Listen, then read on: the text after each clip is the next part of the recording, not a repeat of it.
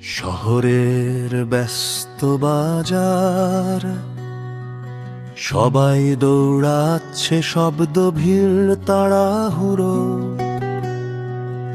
ওদের মাঝখানে দাঁড়িয়ে আছে এক দরিদ্র মা, কান্না করছে, হাতে 30 টাকা আর সামনে তার শিশুর ওষুধ। ওষুধের দাম তার চেয়ে দ্বিগুণ।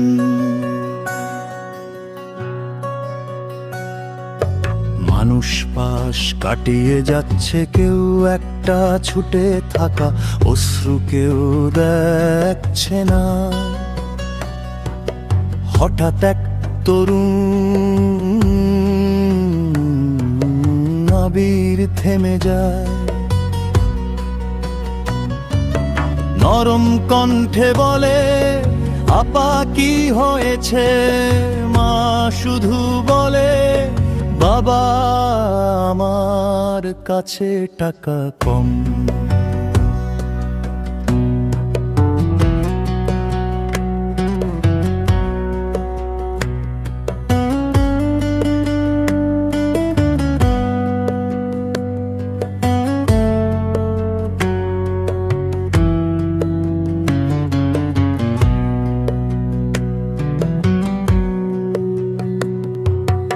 আবির তার পকেটে থাকা সব টাকা দিয়ে বলে, ইসলাম আমাদের শিখিয়েছে কষ্টে থাকা মানুষের পাশে দাঁড়াতে।